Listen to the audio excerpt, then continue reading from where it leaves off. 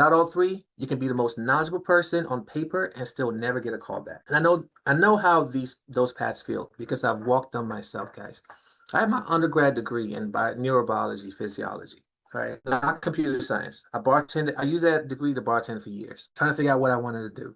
Eventually, I earned my master's in cybersecurity, right? And landed my first role as an ISO at the USDA. I showed up confident, but I was completely unprepared. I'm not gonna lie to you guys. I walked in, 5 people leaving my position, and they wanted me to take over. Nothing my graduate program taught me prepared me for the job, right? Required on day one. It took years and real stress, mistakes, and missed opportunities to build a competency that I needed.